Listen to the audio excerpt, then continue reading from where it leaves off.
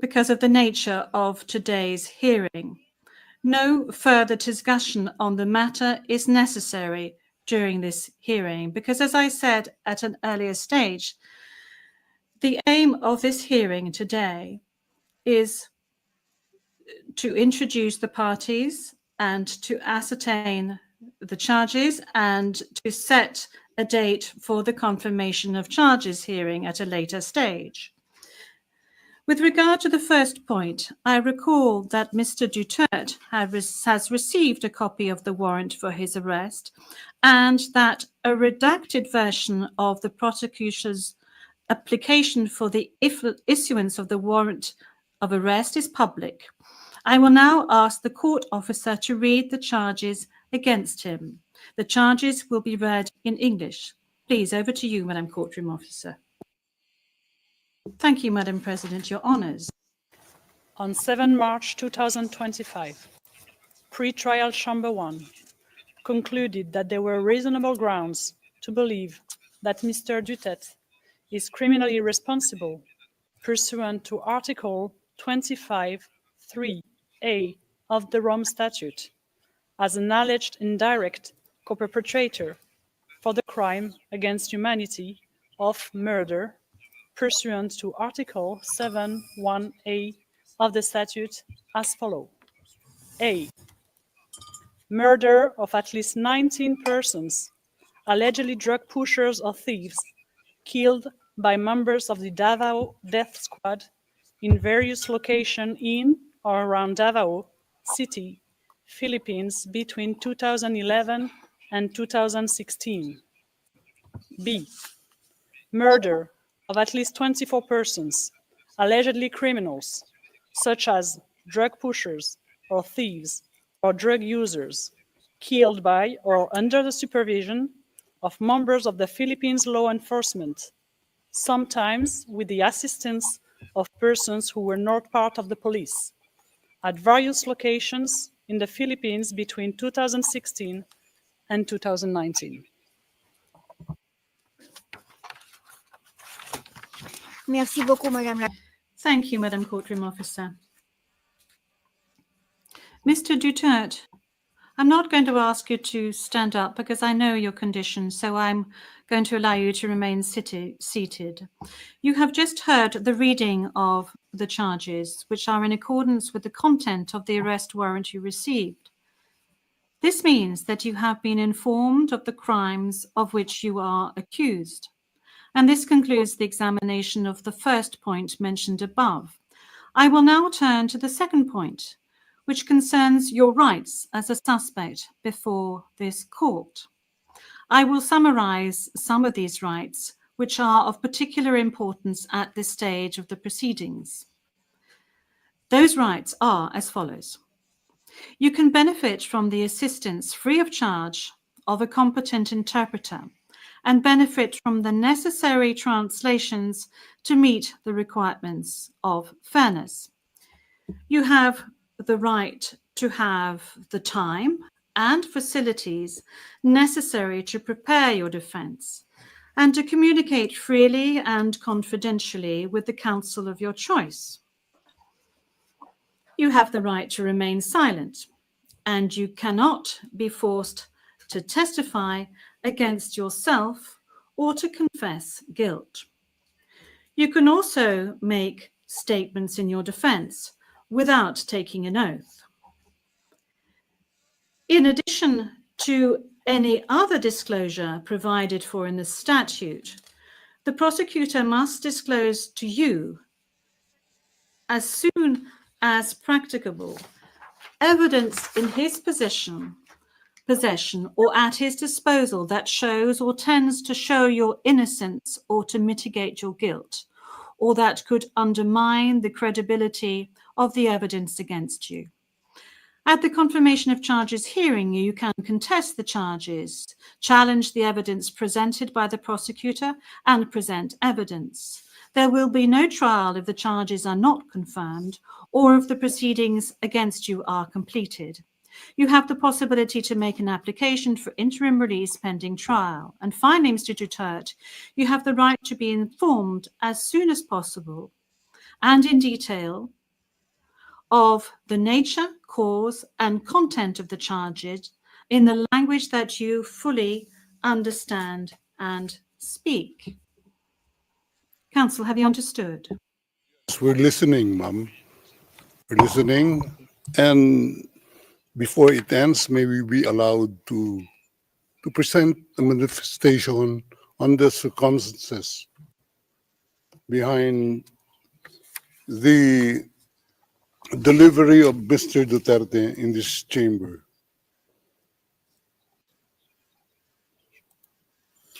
Oui, maître, je dois d'abord demander Yes, counsel. This is as part of the procedure. And as we've said since the very outset, I need to ask Mr. Duterte himself to make observations as to the condition of his surrender to the court and the conditions of his detention at the detention facility of the court since his arrival. If he can please tell us these details. Thank you. Can I? Oui, maître. Oui. The presiding judge. Yes, counsel. Please. 2 days ago, the whole world has witnessed the degrading fashion in which a former president of a sovereign country was bundled into a private aircraft and summarily transported to The Hague. To us lawyers, this would be called an extrajudicial rendition. To the less legally inclined, it was a pure and simple kidnapping.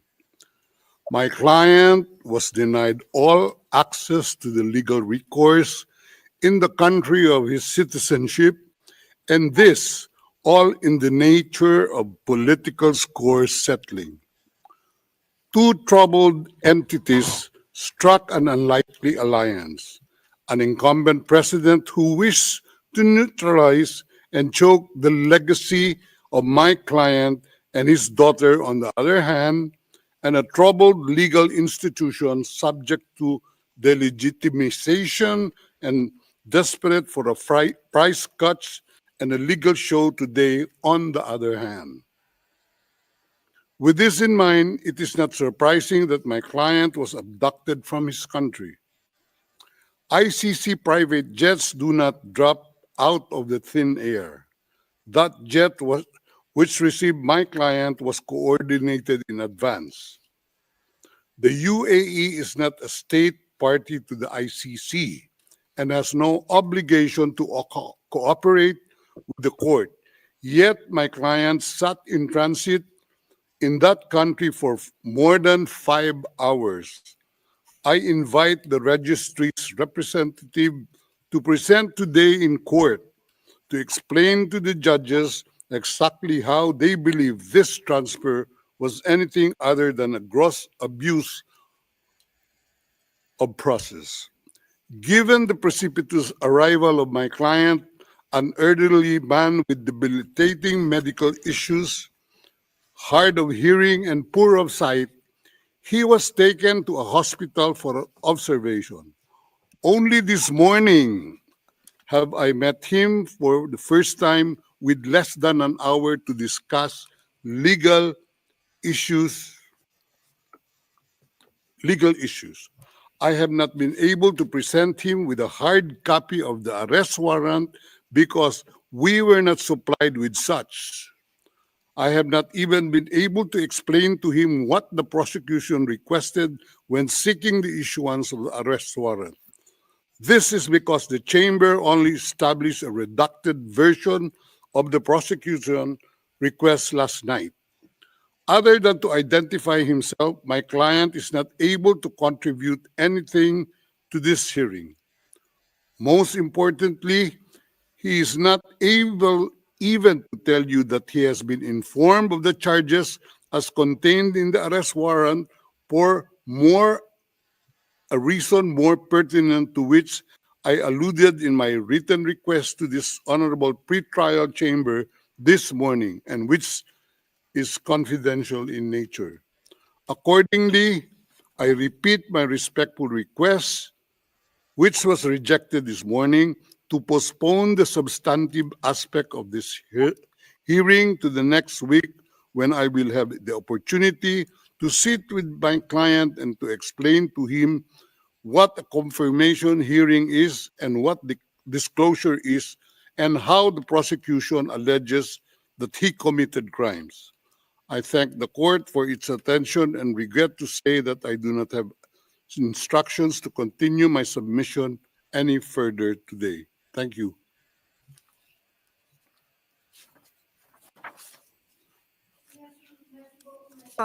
D'abord, concernant Thank you, counsel. Now, with regard to the health issues of Mr. Duterte, I believe that the court has taken specific measures with regard to his health situation, and I note that subsequent to his arrest and when he arrived at the detention center, the court's doctor was of the opinion that you were fully mentally aware and fit, and that you have undergone further checks and tests at the detention facility.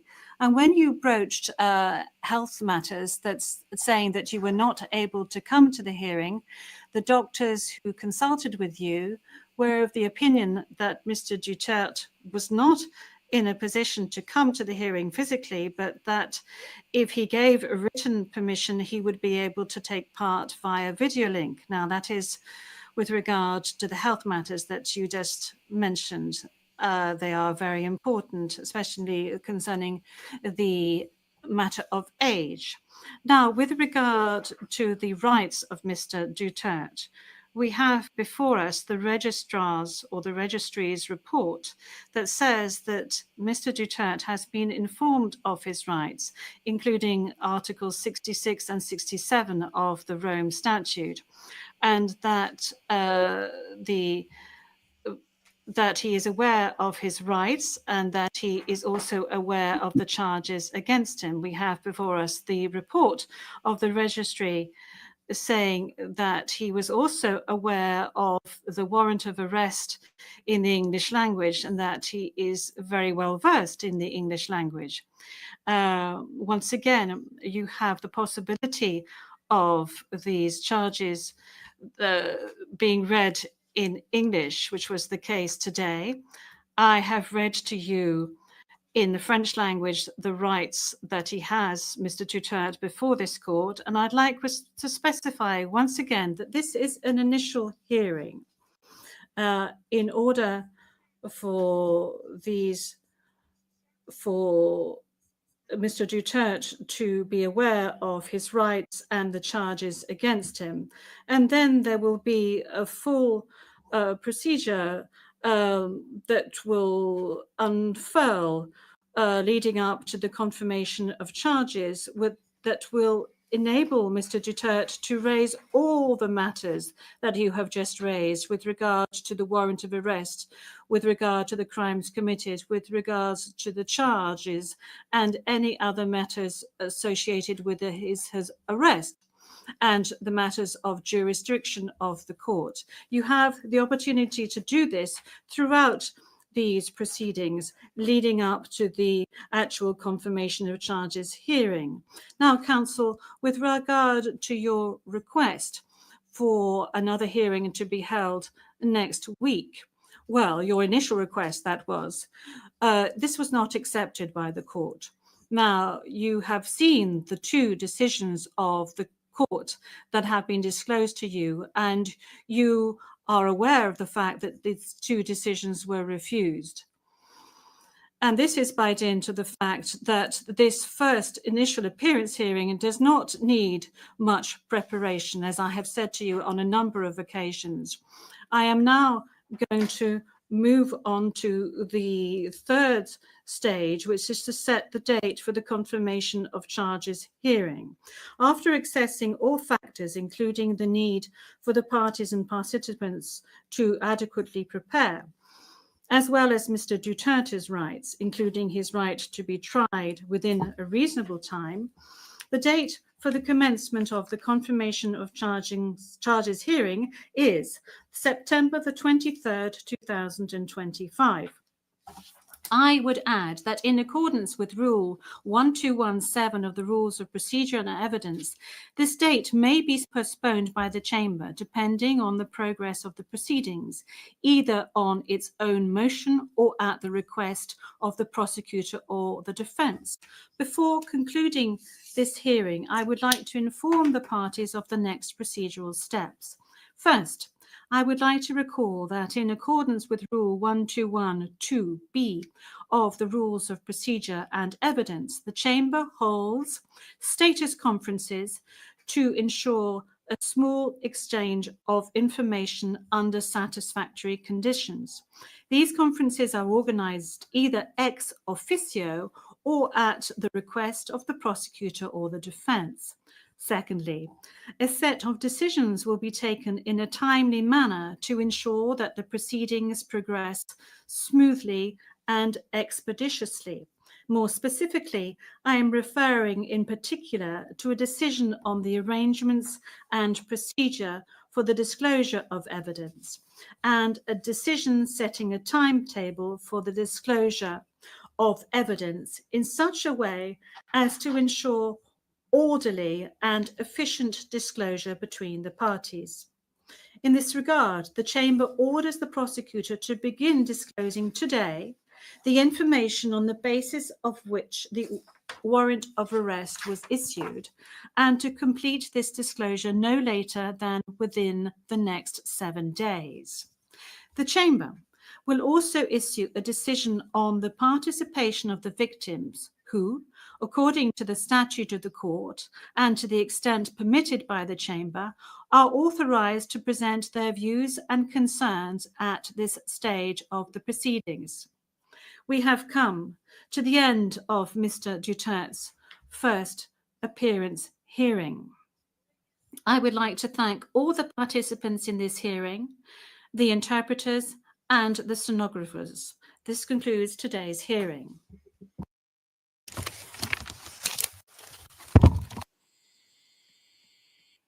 You just heard from the lead judge there at the ICC, Julia Antonella Montauk. It was clinical. It was a procedure by the book, as one of our legal experts said a while ago, Jeff. But there was also a moment there where Executive Secretary Salvador Medialdea also appealed for President Duterte. President Duterte was there, but he joined via a video link. According to Motok, the biggest contention for them today, or the biggest agenda for them today, Carmina, was that the chamber must be that the suspect must be informed of the crime as expected. 2 is to ensure that he has been informed of the rights according to the Rome statute. And the third one is the date of the confirmation of charges hearing, which was set in September. September 23, 2025. It's a long ways to go. We're just in March, Jeff, but very interesting how former Executive Secretary Salvador Medialdea, there standing as a legal counsel of the former President Rodrigo Duterte, how he described the former president and his state of health. At one point, the former Executive Secretary said that the former president is hard of hearing and poor of sight. He also called this whole process a gross abuse of process. He also said that the former president was summarily transported to The Hague, and there was pure and simple kidnapping. And in a nutshell, the former executive secretary said that this is just political score settling, that he was abducted from his own country. But then, true to the procedure, Judge Julia Antonella Montauk just stuck to the process, said that this can be discussed in the confirmation of charges part of the process, because, as she said, today's pretrial appearance will only focus on the 3 things that you mentioned, Jeff. Yeah, so Judge Julia Antonella Montauk did mention that Duterte's counsel, Salvador Medialdea, filed 2 motions in relation to this hearing, but Motok said that the 2 motions have not been accepted because of the nature of this very hearing, which again goes back to the process of ICC saying that with Duterte's first appearance, the only things that needed to happen was first, the suspect must be informed of the crime. 2, ensure that he has been informed of his rights according to the Rome Statute.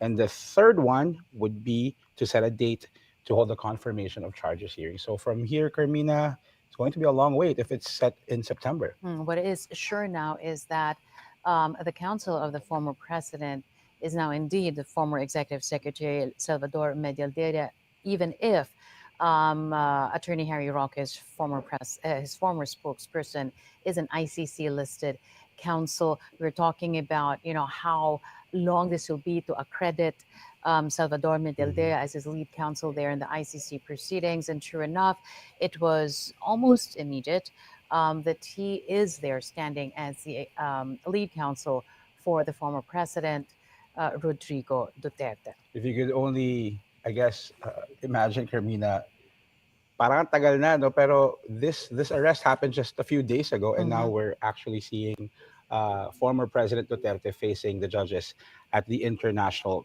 Criminal Court. Take note, however, para sa mga ngayon lang po nanonood, ito po ay nakikita po ninyong video ngayon si dating Pangulong Rodrigo Duterte. Siya po ay nasa detention center. Hindi po siya naka-attend doon mismo sa venue. No? Video link lang yung binigay po sa kanya. At ang sinasabi nga pong dahilan ay dahil nga po sa napakahabang biyahe pagkatapos po ng kanyang pag-aresto, syempre yung health reasons nga po ng dating Pangulo. Doon din po kasi sa sinabi ni former Executive Secretary Salvador Medialdea kung saan kumbaga ibinabahagi niya doon sa kay Judge Motok kung ano ang kalagayan ng kalusugan ng dating Pangulong Duterte. Sinasabi niya na hindi nasa mabuting kalagayan ang dating Pangulong Duterte. Pero sabi naman ni Judge Motok, tiningnan naman siya ng mga doktor dun sa ICC at napag-alaman na kaya naman niyang mag-appear, no, at humarap sa ICC kahit ba video link yan, nakita naman ng mga doktor na kaya naman ng dating Pangulong Duterte. Kaya yung sinasabi niya na itong mga issue na gustong pag-usapan sana ni dating Executive Secretary Salvador Medialdea, yung dun sa sinasabi niyang kidnapping at na ito ay dahil lamang sa away politika, ito naman daw ay pwede nang pag-usapan dun sa susunod dito sa proseso, which is, the confirmation of charges part. So, uulitin lang po natin, sabi po ng korte kanina, na-check po si dating Pangulong Rodrigo Duterte ng doktor mula po ng ICC at sinabi po na mentally aware and fit for pre-trial itong si dating Pangulong Rodrigo Duterte. Tapos yung hearing na sabi nga, di ba, bago pa magsimula itong trial, nalaman natin na yung kampo ni dating Pangulong Rodrigo Duterte gustong ipagpaliban. Kabilang na po dyan syempre sa mga nagsabi ay si Attorney Harry Roque at si Vice President Sara Duterte kasi yung strategiya, kumbaga yung gusto nilang mapag-usapan. Pero sabi nga ng presiding judge na si Julia Antonella Motok, ang sabi niya, with regard to your request for another hearing to be held next week, this was not accepted dahil hindi naman daw kailangan ng preparasyon sa first appearance o sa unang pagpapakita sa korte.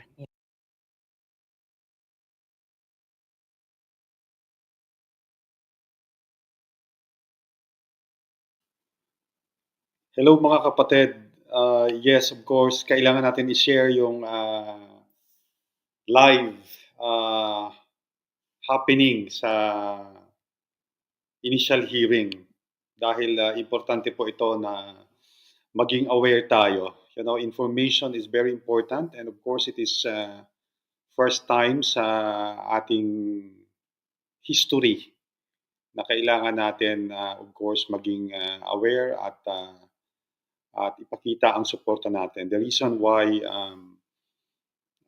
we're sharing it dahil at least nandyan, although available sa mga big channels, pero importante na maging aware tayo lalo na sa mga sumusuporta. I have friends na from UK na nasa Netherlands at the moment at pumunta sila para magsuporta. And this coming Sunday, yung mga supporters na taga UK na OFW, they will be having a live rally in support with the ex-President Duterte. So yung mga maisog and siyempre, of course, may kanya-kanya po tayong desisyon sa buhay and suporta. And we respect others, but of course, ang suporta po natin sa ating dating presidente. Again, it may be a war on drugs na maraming naging biktima.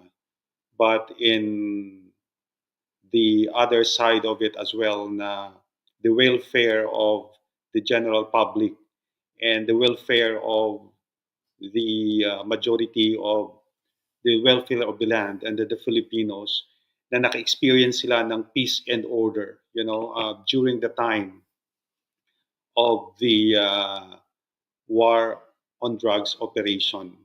Sabi nga na ng mismo ng ating mahal na Pangulo na if he is going to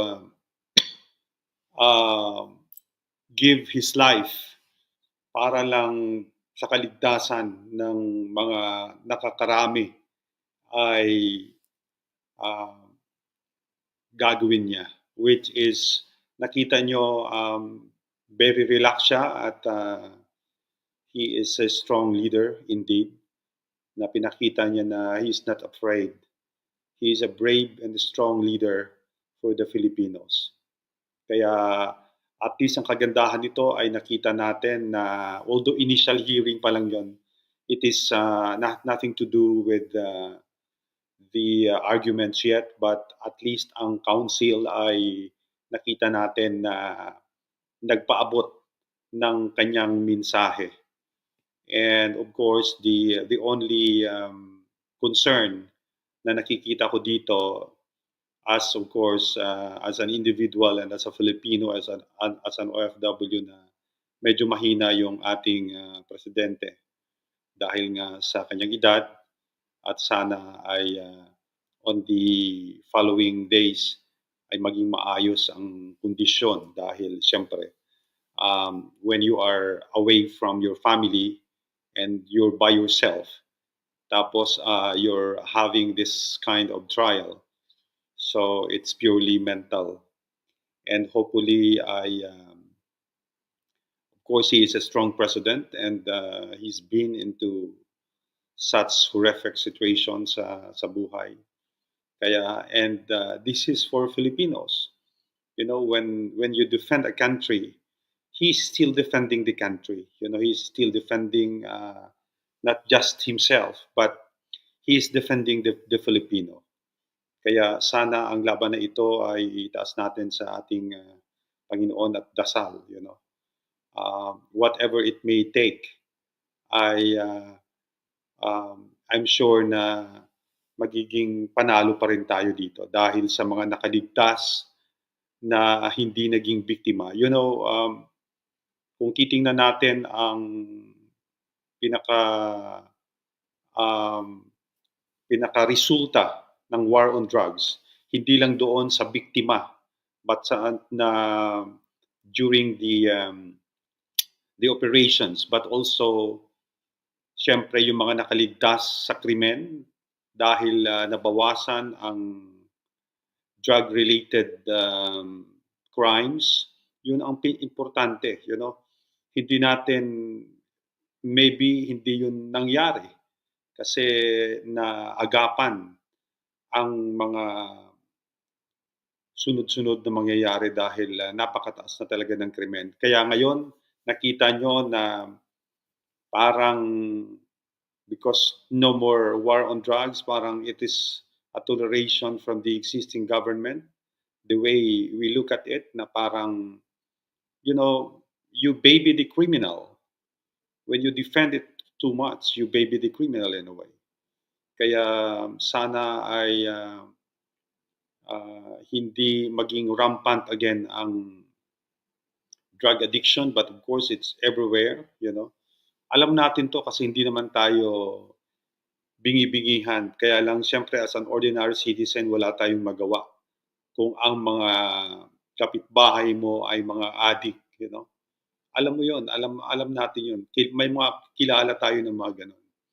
But as a Filipino, it has become critical na magsalita dahil especially ngayon na parang you know dahil sa social media na parang bang nasisiil ang ating karapatang you know, the freedom of speech and expression. Although I agree with no to fake news, pero importante na maging instrumento tayo ng, of course, para sa katotohanan lamang. At ang nararamdaman natin ay kailangan ay isang karapatan na kailangan din natin ilabas. And minsan iba-iba ang interpretasyon ng ating kapwa Pilipino na some of them became harsh also. You know, I cannot blame them with their emotion, pero as much as possible, we need to remain positive. Kahit sa pag-aalsa ng ating mga kapwa Pilipino, ay ang importante ipakita na lang natin ang suporta. Kaya yun po ang the reason why I share this, kasi para proper update po ang ating shinare. Dahil allowed naman po mag-share ng video, especially that it was live, you know. It is good that we have to react. And that's the reason, I mean, we just focus on what is going on at the moment. Importante na aware tayo. We are not trying to make an argument or compete with other, you know, but the support itself is very important. Lalo na sa katulad ko na OFW, and ako mismo ay nakakaramdam, you know, kung anong nararamdaman natin ngayon na safety. You know, generally, ang tao naman, we just want safety for our family. We hated crimes na nangyayari sa ating pamilya, you know. Sa ating mga kakilala, mga kamag-anak na nakaka-encounter ng masamang pangyayari dahil sa drug-related crimes. Yun lang ang pinaka-concern natin. And of course, dahil siguro minahal si Tatay Digong, that becomes the only president na tinawag na tatay because of the concern, you know. At syempre, you cannot please everybody because in politics, there's always the other side. And that opposing, kasi especially now na everything is politics. Kaya importante na maging aware tayo. It's just very sad na kahit yung simpleng pag-express ng ating nararamdaman ay you know, sinusupil ng administrasyon, especially for the bloggers and you know, pero makita mo ngayon ang social media, ang mainstream media, that we expect a fair and square na reporting, ay makita mo talaga na pabor sa administrasyon. It is just surprising dahil walang masyadong question sa nakikita natin. At least iba na ngayon ang panahon, you know, the modernizations of social media that we become aware. Katulad nga yan, live natin napanood ang initial hearing ng ICC. Diba? Nilive ko na, kapatid. Actually, wala pa akong lunch. Nilive ko na kasi I was watching the live coverage. Biglang naghang tayo.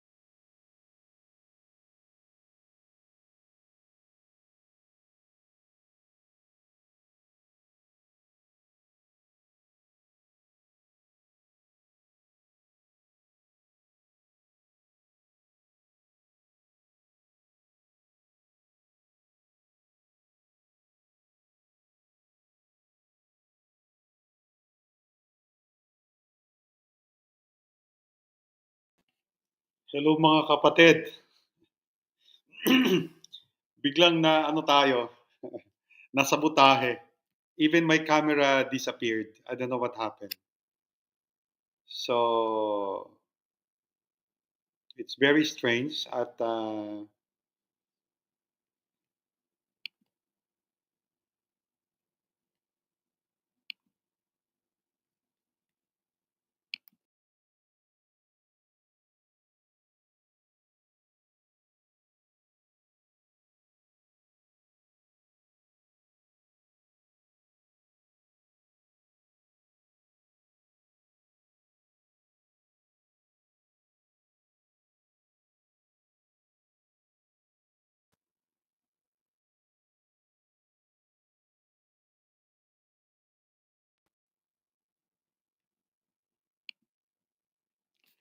nawala mga kapatid yung ano.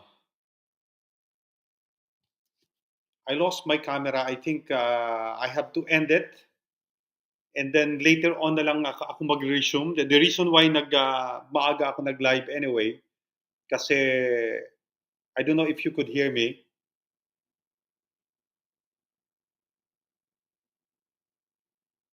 Okay lang, sige lang. Narinig nyo ba ako? Yeah, I don't know what happened to the connection.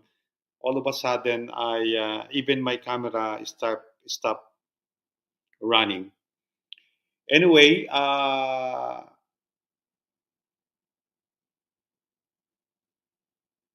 media asset. Hindi ko na kasi alam yung bagong ano ngayon ng StreamYard. Yeah, very clear ang audio. Thank you. Naka-red kasi yung camera. Media asset. Well, naka-red ang camera eh. Yung media asset kasi this is only for the ano. This is only for our ano dito.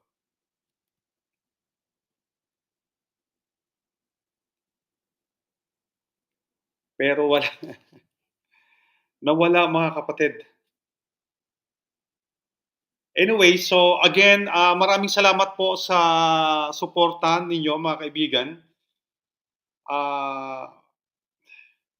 No, actually I can remove the background pero ayan na nga nakita nyo when I add myself, ganyan ang nangyayari because I have no camera. Ganyan ang nangyayari, hindi ko mapalabas yung camera. So I think all we can do now is just to end it and resume later. Wala kapatid. The camera is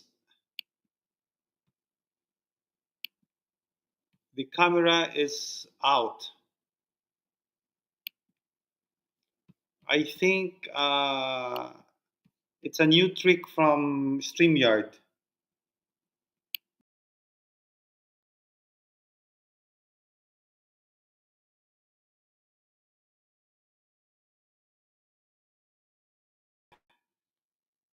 So sorry viewers and supporters natin dyan. So sorry kung gaganito nangyari. That there's always this kinds of situation. Kaya nga, we will just do part 2, mga kaibigan. We will just do part 2, okay? Kasi kailangan talaga natin na mag-live para in support. Maganda yung nandito lang tayo in support kasi I'm sure that all our friends and supporters are feeling the same na may mga tao tayo na nandiyan na nagpapakita, you know. We should not be scared and ashamed with our support.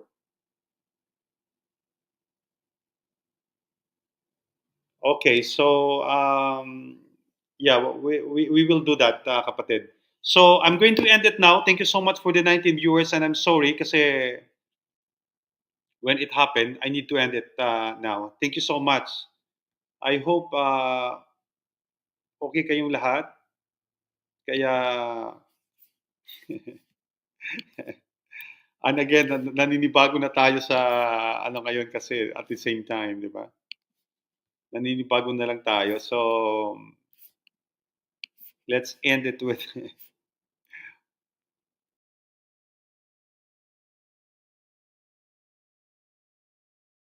let's end it intro. Okay, thank you very much.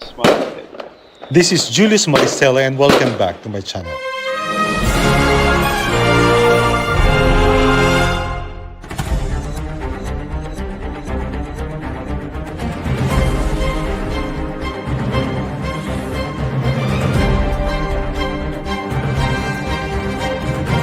Welcome to the Turtle Door. Good evening, London. Good evening, Tower Bridge.